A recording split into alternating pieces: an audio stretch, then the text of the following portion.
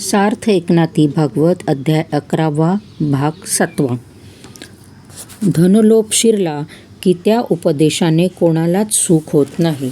ज्ञान न मिळाल्यामुळे शिष्य मनामध्ये झुरत असतो आणि गुरुपणाने गुरगुरत असतो. तो काही खरा उपदेशकपणा नव्हे, घरातल्या घरातीलच तो चकामुक होय. जो शब्द ज्ञानामध्ये पारंगत असून ब्रह्मनंदामध्ये निरंतर डुलत असतो आणि शिष्याला उपदेश करण्याला समर्थ असतो, तोच माझे मूर्तिमंत स्वरूप होय. मी जसा अवतार धारण केला आहे तसाच तोही अवतारी असतो. म्हणूनच तो चित्स्वरूपाच्या अलंकाराने सच्छिप्याला मोठ्या चातुर्याने अलंकृत करतो.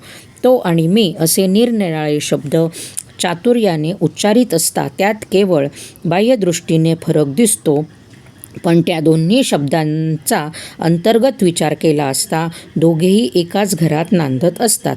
एकच असून तो अनेकांना उपदेश करतो. एकाची ज्ञानप्राप्ती किती सुलक्षण असते, पण कोणी कोणी जसेच्या तसेच अज्ञानामध्ये राहतात. तेव्हा हा दोष कोणावर ठेवावा? शेतकरी पेरणी करतो तेव्हा भूमी उत्पन्न असल्यास त्याचे पीक अगदी गजबजून येते व निखालस माळ जमीन असली तर ते एक मोडसुद्धा फुटत नाही, पण ती खरोखर उत्तमच असते. या उदाहरणात भूमीच रससरनीस असते. बीज खरोखर पवित्रच असते. त्याप्रमाणे भाविक लोकांच्याच ठिकाणी उपदेशाचा विस्तार चांगला होतो. तरकटी लोक हे शुद्ध माळरान. जो शिष्य ज्या प्रकारे अर्थ समजू शकेल त्याच रीतीने उपदेश करून त्याला परमार्थाकडे लावावयाचे असा दुसरा उपदेश करण्यामध्ये जो प्रभावी गुण असतो तोच परबोधकता नावाचा 25वा प्रख्यात गुण होय. साधूची मैत्री ही तशीच उत्तम असते. सर्वांशी त्याची ओळख जुनीच. तो सर्वांचाच थोर मित्र असल्यामुळे सर्वांना सरसकट सारखाच असतो. तोच सर्वांचा आप्त व सोयरा, तोच सर्वांचा खरा जिवलग होय.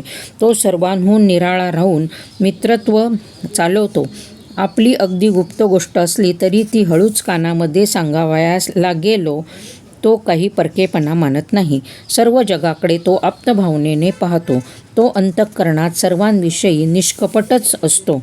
दुधाचा आणि पाण्याचा जसा एकजीव होतो, ती एकत्र झाली असता ते दोहोत जसा भेद दिसत नाही, त्याचप्रमाणे साधूही सर्वांशी ऐक्यभावाने व मित्रत्वाने वागून सर्व जीव आपल्या ठिकाणी समरस करून घेतो. अत्यंत मैत्रीचे लक्षण हे की दुसऱ्याचे दुःख हरण करून त्याला सुख द्यावयाचे. त्याप्रमाणे साधूही जीवांचे दुःख निवारण करून त्यांना अत्यंत सुखच देत असतो. साधूच्या मैत्रीचा महिमा फार अगाध आहे. तो सर्वांचा जुना मित्रच आहे.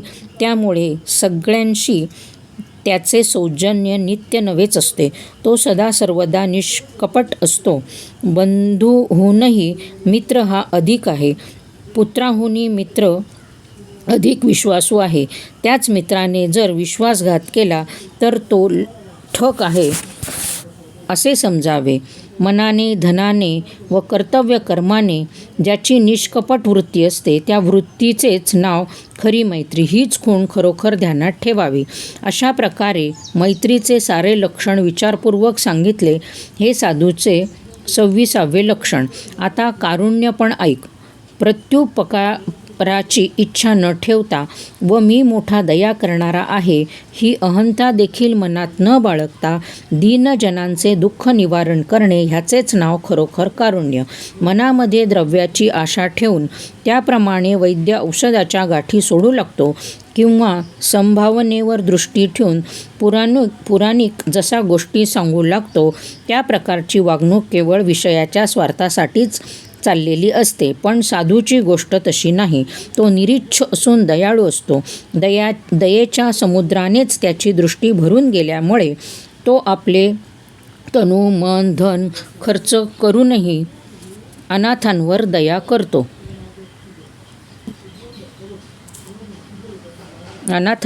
करतो आणि दीनदुबळ्यांना संकटातून मुक्त करतो. त्याला आपल्या स्वार्थाचा जितका कळवळा असतो त्याहून अधिक कळवळा त्याला अनाथ प्राण्यांच्या ठायी असतो. उद्धवा, खरोखर त्याचेच नाव पूर्णदया हे साधूचे 27वे संपूर्ण लक्षण होय. हे लक्षात ठेव. आता कवी ह्या शब्दांचे प्रतिपादन नीट लक्ष देऊन ऐक. वेदातील आणि शास्त्रातील रहस्य ज्याला केवळ करत लांब मलकवत झालेले आणि तसाच तो ब्रह्मनंदात डुलत राहणारा त्याचेच नाव खरोखर कवी. उपनिषदातील मतितार्थ ज्याच्या मुखाची वाट पाहत राहतो, शब्दज्ञान व अनुभवज्ञान हे ज्यामुळे सत्य होते त्याचेच प्रसिद्ध नाव कवी होय. कवी या शब्दाच्या वर्णनाने 28 लक्षणे पूर्ण झाली. आता अत्यंत गहन अशी 2 लक्षणे राहिली आहेत. ती पुढील 2 श्लोकात सांगावी असा श्रीकृष्णांनी विचार केला. प्रपंच नगराच्या सभोवार कर्माची दुस्तर नदी असल्याचे प्रसिद्धच आहे. तिच्याच पाण्यावर जीव वागत असतात. उत्पत्ती आणि स्थिती ही तिच्या अलीकडच्या तीरावरच होतात. त्या नदीच्या पाण्यानेच कर्माला कर्मफळे येतात आणि त्या पाण्याच्या जोरानेच स्वर्ग नरकादी सोहळे भोगावे लागतात. प्रपंचाच्या नगरीतून निघून परमार्थाकडे धावत धावत जो जो येऊ लागतो तो कर्मनदीमध्येच गटकाळ्या खाऊन बुडून जातो. कोणी ज्ञाते आपण तरलो असे म्हणतात, पण तेच कर्मामध्ये गटकळ्या खाऊन स्वतः बुडतात आणि दुसऱ्यांनाही त्यात बुडवितात. ते तरलो अशी रिकामी बडबड मात्र करतात. असे किती बुडाले त्यांचा पत्ता नाही, पण तेच बुडताना लोकांना शिकवतात की तरण्याला उपाय एक कर्मच आहे असे सांगून सर्वांनाच बुडवतात. न कर्मणा हे वेदातील वचन आहे. याचा अर्थ कर्माने काही ब्रह्मज्ञान होत नाही असा आहे. पण कर्मठ लोक हे मान्य करीत नाही, कारण त्यांना कर्माचा अभिमान असतो. कर्म हे पूर्णपणे देहाच्याच माथ्यावर आहे. तो देहाभिमानच जर सोडला नाही तर कर्माचा त्याग असा कधीच होणार नाही. पण उलट देहबुद्धीने कर्मबंधन मात्र प्राप्त होईल. कित्येक असे नष्ट असतात की ते कर्मच करीत नाही आणि कर्मनदीच्या अलीकडच्याच तीरावर उभे राहून आपण तरलो असे म्हणतात. असे जे वर्णाश्रम कर्म टाकणारे आहेत ते कर्मभ्रष्ट होत. ते अत्यंत पाखंडी व पातकी म्हणून समजावे. या कर्मनदीतून तरुण गेला असा बहादर एकही कोणी दिसत नाही. मोठे मोठे मी म्हणवणारे पुढारीसुद्धा ईद बुडून ठार झाले. मग इतरांचा पाड काय? या कर्मनदीची उत्पत्ती खरोखर माझ्यापासूनच आहे. तीही आत्मज्ञानाने तुला यथार्थ सांगून देतो. आज्ञायव्य हे मूळ श्लोकातील मूळचे केवळ पहिले पद आहे. त्यामुळेच ही कर्मनदी फोपावली आहे हे स्पष्ट करून सांगतो. माझ्या आज्ञारूपी गंभीर मेघांनी माझ्या स्वाचस्वाचाच्या वायूने योगाने चतुर्विधीच्या धारांचा अत्यंत अनिवार्य वर्षाव केला. त्यामुळे कर्मनदीच्या आत अनिवार्य भरती उसळली आणि जिथल्या तिथे पूर दाटून राहिला. उतार कोठून आहे हे कोणासही कळेना. तेथे गुणदोषांचा वेढा पडून विधिनिषेधांच्या धारेमध्ये कर्माचा भोवरा आत बाहेर सारखा कसा फिरत राहिला आहे पहा. संकल्प विकल्पांचे बुरुज मध्ये आडस आल्यामुळे ती नदी चहूकडे अफाट पसरली आहे. तिला जो तरुण जावयास पाहतो तो त्या बुरुजांना अडकवून बुडून जातो. एक पाऊलही पुढे घालवत नाही. प्रत्यवायाची मगर मिठी पडली म्हणजे मग तर बोलावयास नको. तो सगळीकडेच गोळून पोटामध्येच घालतो. संकटसुद्धा बाहेर सोडत नाही. हा म्हणता अधोगतीला नेतो. अंगविकळतेचे मास घेण्याकरता फिरत असतात. कर्मठपणाचे कासव तर दगडासारखे कठीण. कोणी विलास भोगून आळशी बनलेले असतात. ते काळ पर्याच्या सपाट्यामध्ये सापडतात. त्यांच्या नाकातोंडामध्ये पाणी गेल्यामुळे तोंडातून शब्दसुद्धा काढवत नाही. कोणी व्यग्रतेनेच बुडून गेले. कोणी तरुण जाण्याच्या आशेने कर्माच्या धारेतच सापडतात. ते विधी निषेधाच्या वळणामध्ये गुंतून बहुधा बाहेरच पडत नाही. कोणी स्वकर्माच्या प्रवाहामध्ये सापडून लांब वाहवत जातात. त्यांना सत्यलोक मगरांनी नेऊन आपल्या खबदांडामध्ये टाकले. कोणाला तर पलीकडे जाववतच नाही. ते मध्येच सुंदर फळे पाहून आडमार्गाला धावतात आणि स्वर्गाच्या संकटामध्ये अडकून पडतात. आपण युक्तीच्या बळाने तरुण जाणार असे म्हणून जे एकदम निघतात ते अहंकार रूप खळाळात पडले म्हणजे देवमासे त्यांना गिळून टाकतात. कोणी तिन्ही वेदांची पेटी दीक्षारूप दोरीने बांधून पोटाखाली घेतात. ते अप्सरांच्या कूचरूपी गुहेमध्ये गुंतून पडून शेवटी बुडतात. मंत्रतंत्राचा खटाटोप करणारे बिचारे दीक्षित तर गुंतून जाऊन जिथल्या तिथेच बुडाले. तात्पर्य, कर्म नदीच्या पलीकडच्या तीरावर पोहोचणारे कोणीच दिसत नाही. येथे असा भाग्यशाली विरळाच. जे कोणी एकदा हे सर्व उपाय एका बाजूस ठेवून अनन्य भक्तीने माझे भजन करतो, त्याला मात्र ही कर्मनदी कोरडी ठणठणीत होते.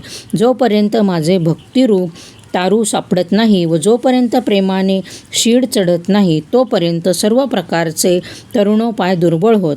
मग वेडे लोक व्यर्थ यतायत का करतात? अनन्य भक्तीचा मार्ग धरून सर्व धर्मकर्माचा त्याग करणे हाच उत्तम तरुणोपाय आहे. इतर कोणताही उपाय दुर्बळ व अधपातास नेणारा होय. आपला धर्म कोणता व कर्म कोणते हे जाणून न घेऊन किंवा मनानेच नास्तिकपणाचा स्वीकार करून किंवा आळसाला बळी पडून कर्मच सोडून देतात. तसा मात्र हा प्रकार नव्हे. किंवा शरीराला क्लेश होतील या भयाने किंवा केवळ कंटाळाच करून किंवा ज्ञानाचा अभिमान धरून तो कर्म सोडित नाही, हे लक्षात ठेव. माझी वेदरूप आज्ञा अत्यंत पवित्र आहे. या वेदांचा सविस्तर विचार करून सर्व धर्मकर्माचे जे अत्यंत अविरुद्ध कर्मवाद आहेत ते जाणणारा आणि स्वधर्माचा गुण अत्यंत उत्तम आहे व यांच्यात बिघाड झाल्याने अधपतन घडते, हे दोन्ही लक्षात आणून माझ्या भक्तीला प्राण विकलेला असा भक्त दुसरी कोणतीच आठवण न ठेवता अखंड हरीचेच स्मरण करतो. त्याचेच नाव भक्तीला प्राण विकणे होय. इतर जे भजन ते केवळ अनुमानिक. माझ्या भजनामुळे प्रेमापुढे कर्माची आठवणसुद्धा तो विसरून जातो. दरिद्री कर्म ते बिचारे कोण हे भक्तांना बाधक होत नाही. माझ्या प्रेमळ भजनामध्ये रंगून गेले असता तो साऱ्या कर्मांना विसरून जातो. तीच भजनाची समाधी आहे असे समजावे. जेथे खरोखर कर्म बाधत नाही, ज्याची कर्मावर श्रद्धा असते, तोच कर्माचा अधिकारी असतो आणि ज्याची श्रद्धा श्रीकृष्णावर असते, तो कर्माचा अधिकारी होत नाही. जो जीवाभावाने भक्तीलाच विकलेला असतो, तो त्याच वेळी कर्मापासून वेगळा झाला असे समजावे. त्याच्या भावार्थाला मी विकला जातो, मग तो कर्माने कसा बद्ध होणार? गुणदोषांची केवळ माताच अशी जी अविद्या, तीच ज्याने निखालस निरसून टाकली आणि जो माझ्या भजनातच निमग्न झाला, तो साधू मी शिरसावंद्य करतो. देहामध्ये आत्मभावनेची जी कल्पना, तीच मुख्यत्वे करून अविद्या म्हणून समजावे. ती कल्पना जागच्या जागी जिरून गेली की मग खरोखर जगामध्ये अविद्या नाहीशीच होते. अविद्येचा त्याग झाला की त्याच्याबरोबर धर्म अधर्मादिक सर्व जरी टाकली नाहीत तरी त्यांचाही आपोआपच त्याग होत असतो. मस्तक तुटून गेले म्हणजे मग शरीर काही आपले कर्म करावयाला उठत नाही. त्याप्रमाणे अविद्येचा त्याग केला म्हणजे शेवटी हा म्हणता सर्व धर्माचा त्याग झालाच. हे पहा, दिवसा चंद्रोदय झालेला पाहिला तर तो प्रत्यक्ष झालेला असून न झाल्यासारखाच असतो. त्याप्रमाणे अविद्यालयास गेली म्हणजे धर्माच्या सर्व प्रकारच्या तीच दशा प्राप्त होते. सूर्योदय झाल्यानंतर काजव्याला शोधून पाहिले तर तो दृष्टीस पडत नाही. त्याप्रमाणे अविद्येचा नाश झाल्यावर धर्माधर्माच्या झुंडीही मावळून जातात. नवग्रहांचा समुदाय, नक्षत्रांच्या पंक्ती, काजव्याच्या तेजाची चमक या सर्वांची रात्रीबरोबरच बोळवण होते. त्याप्रमाणे अविद्येबरोबरच धर्माधर्माच्या काळही नाहीसा होतात. उद्धवा, सर्व धर्मत्यागाची मुख्य खूण हीच आहे, हे लक्षात ठेव. याशिवाय आणखी वर माझे भजन, ह्याचेच नाव मुख्य भागवतपणा. परंतु तू म्हणशील की अविद्याच अशी नाश पावणार, मग तिच्याबरोबर अधर्म नाश पावतील. पण बाबा, ती अविद्या माझ्या भक्तीच्या वृद्धीने अनायसेच नाश पावते. सूर्योदय झालेला दृष्टीस पडला की चंद्रासह वर्तमान नक्षत्रांची सर्व शोभा लुप्त होऊन जाते. त्याप्रमाणे माझ्या भक्तीचा विकास झाला की अविद्या हा म्हणता नाहीशी होऊन जाते. अविद्येचा नाश झाला की सर्व धर्माधर्माचाही नाश होतो. ज्याप्रमाणे गर्भिणीला ठार मारली असता तिच्याबरोबर तो गर्भही ठार होतो. माझ्या भक्तीचा विकास झाला की तत्काल अविद्येचाही नाश झाला म्हणून समजावे. अविद्येचा नाश झाला की सर्व धर्माचाही अनायसेनेच नाश होतो. आता तू म्हणशील की अशी भक्ती कोणाची, तर जिचे मी पूर्वी निरूपण केले आहे तीच. ती माझी चौथी भक्ती आहे हे लक्षात ठेव. तिच्याच योगाने अविद्येचे निरसन होते. इतर अर्थ जिज्ञासू व अर्थार्थी जी जी भक्ती करतात ती खरोखर अविद्यात्मक असते. म्हणून मुख्यत्वे करून चौथी भक्ती ही माझी होय. त्या भक्तीमध्ये अविद्येचा मुळीच विटाळ नसतो आणि भजन जर जागच्या जागी अनायासानेच होत असते. उद्धवा, तीच खरोखर माझी आवडती भक्ती होय. जिला अविद्या भीत असते आणि सर्व धर्म सदोदित चळाचळा कापत असतात, त्या भक्तीने झेंडा उभारलेला पाहिला की तिच्या धाकानेच अविद्या प्राण सोडते आणि सर्व धर्माची आवड तर बिचारी जखमी झाल्याशिवायच ठार होते. हा आपल्या भक्तीचा प्रकार देवांनी मोठ्या प्रेमाने गोडीने सांगितला. आता जेणेकरून भक्ती साजरी होते तो भक्तांचा भजनभावही ऐक. माझ्या अनुसंधानाशिवाय स्नान, संध्या, जप, होम, दान, धर्म हे सर्व अधर्मच आहे. ते माझे भजन नव्हे. खरी गोष्ट आणि खरी आवड काय, ती परपुरुषाच्या ठिकाणी आणि आपल्या नवऱ्यापुढे खोटीच लुडबुड करावयाची. ती जशी प्रतिवता नव्हे त्याप्रमाणे तसली भक्तीही व्याभिचारीच होय. नाना तऱ्हेच्या विषयांवर मन ठेवून जो ध्यान आणि अनुष्ठान करतो त्याची ती कृती जारिणी स्त्रियेसारखीच होते. ती काही पवित्र भक्ती नव्हे.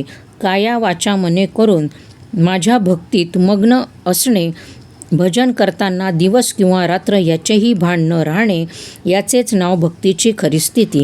जपाशिवायच ज्याच्या मुखामध्ये नाम, धारणेशिवायच ज्याच्या मनामध्ये ध्यान आणि सर्वदा सारी कर्मे संकल्पाशिवायच ती मला अर्पण, प्राणायामाशिवायच वायूचा निरोध, मर्यादेशिवायच स्वरूपज्ञान, विषयाशिवायच सदोदित स्वानंद, असे ज्याचे पासे असते त्याचेच नाव माझा शुद्ध भक्त. भक्त म्हणून घेताना मोठे गोड वाटते, पण भजन मार्गामध्ये हृदय पिळवटून निघते.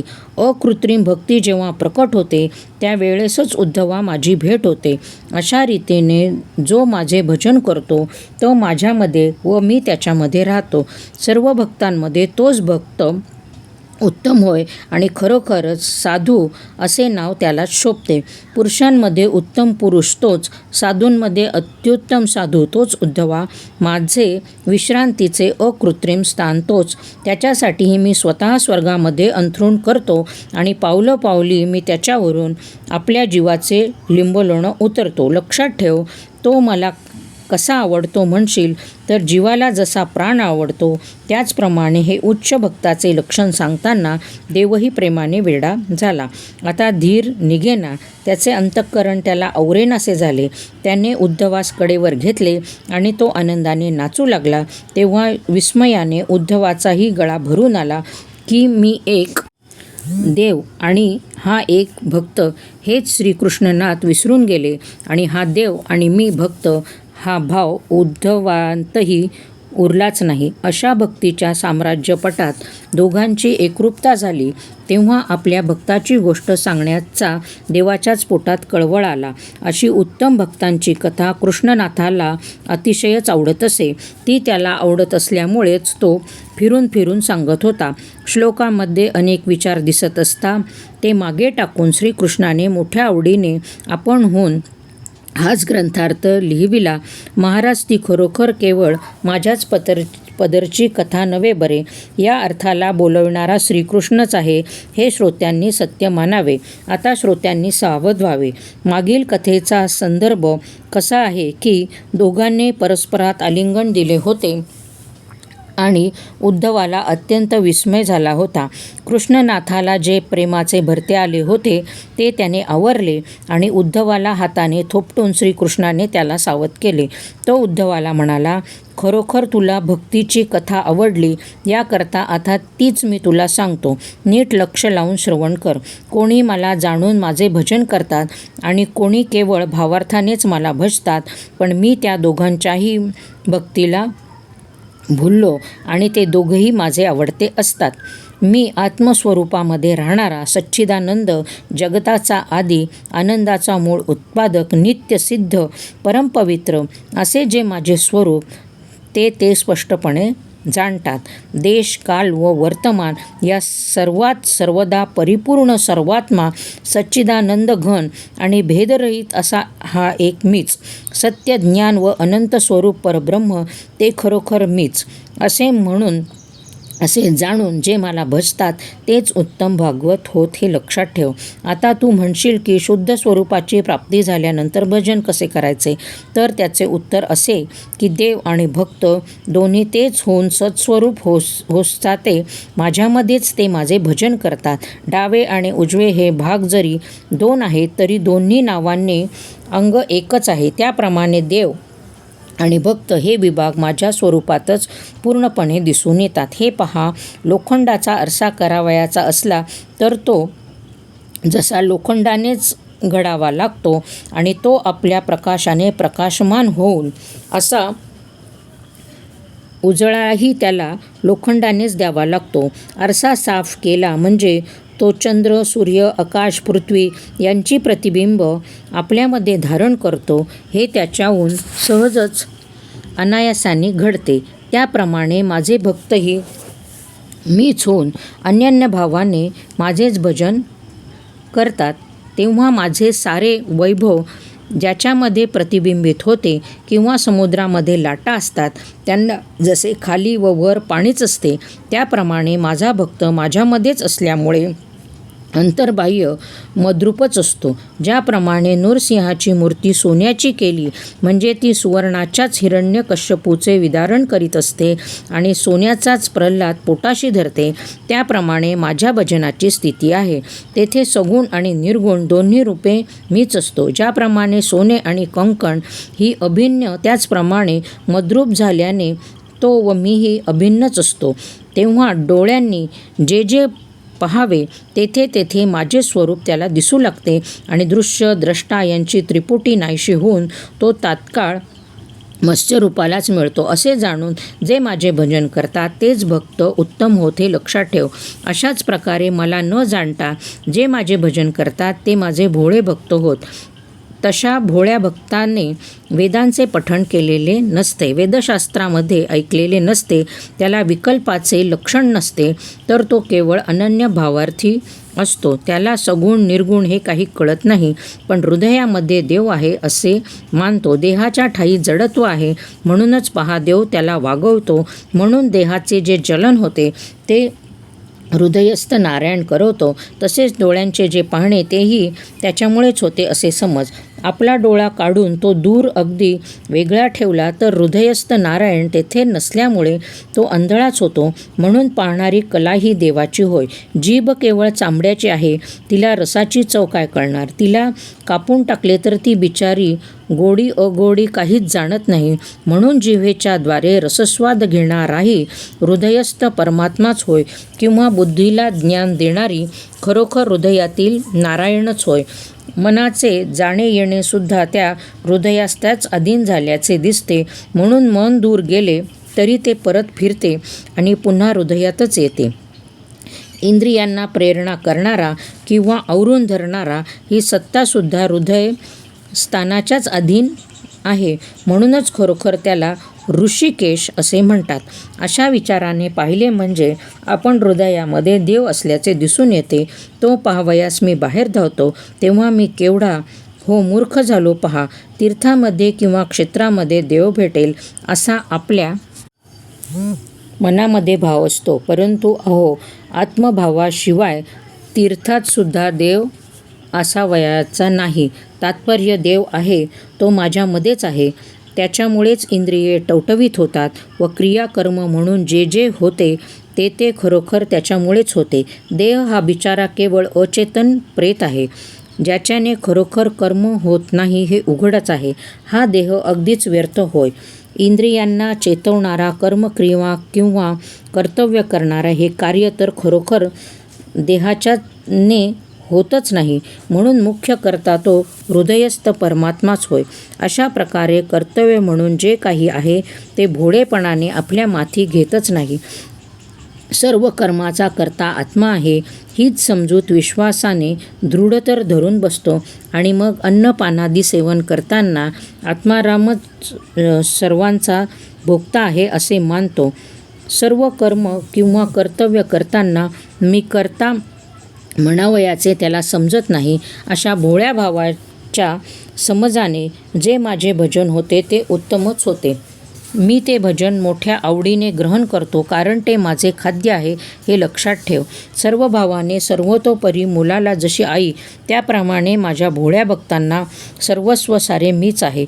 धावून जाऊन मिठी घालावयाला, कानात हिताची गुह्य गोष्ट सांगावयाला आणि खाणे, जेवणे व विश्रांती ह्या कृत्यांना मुलाला जशी आई असते, त्याप्रमाणे माझ्या भोळ्या भक्तांना जिवलग माता असा मीच आहे. ज्यांना अर्थ, स्वार्थ, परमार्थ खरोखर सारे काय ते मीच. आई मुलासाठी ज्याप्रमाणे तोंडातले पोटचे व गाठीचे सारे खर्च करते, त्याप्रमाणे भाविकासाठी खरोखर आमचेही सर्वस्व मी खर्च करतो. मुलाने मागितले नाही तरी आई कळवळ्याने धावत जाऊन त्याला स्तनाला लावते, त्याप्रमाणे मीही मोठ्या भक्तांना माझ्या अनुसंधानाला लावतो. श्रेष्ठ पुत्राला आणि कनिष्ठ पुत्राला प्रतिपालन करणारा पिता एकच असतो, पण तो मोठ्या मुलाला दटवणारा व लहानाचे लाड पुरवणारा असतो. थोरला मुलगा काही वाकडे बोलला तर बाप त्याच्या तोंडामध्ये मारतो आणि लहान मूल बोबडे बोलले तरी त्याला मोठा संताप होतो. सज्ञानाच्या तोंडातून काही वाकडे निघाले तर त्याच्या दोषाचे खापर त्याच्या मस्तकावरच फुटते. पण भोळ्या भाविक लोकांची कथा असंबद्ध असली तरी देवाला तिच्यापासून खरोखर संतोष होतो. कर्माची प्रायश्चित्ते सर्वस्वी सज्ञानालाच भोळ्या भक्तांकडे कर्माचे बंधन मी कधीच देऊ शकत नाही. बाप जेव्हा वयास बसला म्हणजे थोरल्या मुलाला लांब बसवतो आणि लहान मूल असेल तर त्याला मांडीवर घेऊन आपल्या घासातील घास भरवून त्याचे समाधान करतो. त्यावेळी आपल्याला जे जे गोड लागेल ते ते त्या मुलाला देतो. त्याने घेतले नाही तर त्याच्या विनवण्या करून मोठ्या आनंदाने त्याला भरवतो. त्याप्रमाणे सज्ञानांना साधने करून करून दमल्यावर महत्प्रयासाने माझी प्राप्ती होते, पण माझ्या भोळ्या भक्तांना मीच अनायासाने उद्धरितो. भोयांना चालता येत असूनही दाट चुकल्यामुळे त्यांचा फेरा पडतो, पण मूल असते ते बापाच्या कडेवरच बसलेले असते, त्याला कशाचे श्रम पडत नाही. त्याप्रमाणे साधनाने अंगाला झीज लागावयाची तेवढी मात्र सज्ञानाच्या डोक्यावर बसते. भोळ्या भक्ताचा उद्धार करणारा मीच असल्यामुळे त्याला मुळीच प्रयास पडत नाही. मी त्याला आपल्या खांद्यावरून वाहून नेऊन सायुज्य सिद्धीला पोहोचवतो.